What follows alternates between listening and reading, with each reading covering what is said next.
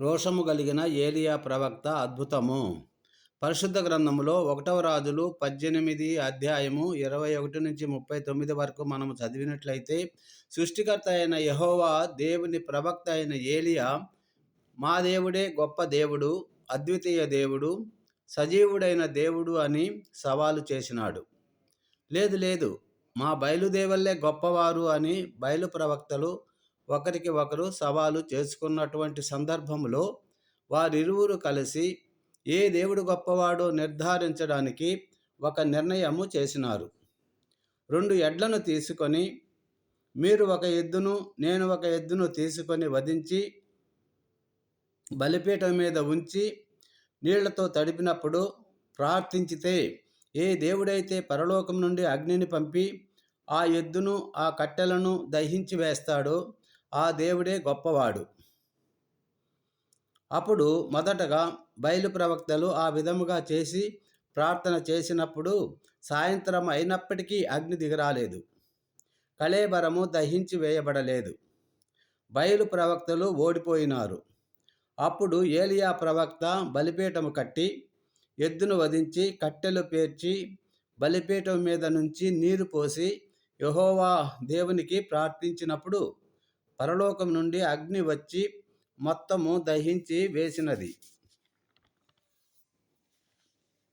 అంతటా అక్కడ ఉన్న ప్రజలు 400 బయలు ప్రవక్తలందరూ దానిని చూచి సాగిలపడి, యెహోవాయే దేవుడు, యెహోవాయే దేవుడు, యెహోవాయే దేవుడు అని కేకలు వేసినారు. ప్రియులారా, మానవులు సృష్టించుకున్న విగ్రహములు దేవుళ్ళు కారు. అవి నోరు ఉండి మాట్లాడవు, కాళ్ళు ఉండి నడవవు, చెవులు ఉండి వినవు. సర్వమును సృష్టించి మానవుణ్ణి మట్టి నుంచి చేసి జీవాత్మను ఊది జీవింపజేసిన సృష్టికర్తే నిజమైన దేవుడు అని నిరూపింపబడినది. అట్టి యెహోవా దేవుణ్ణి రక్షకునిగా కలిగి ఉన్నవారు ధన్యులు. వారు పరలోకానికి ఎత్తబడతారు. వారి ఆత్మ నిత్యము సదాకాలము దేవునితో నివసిస్తారు.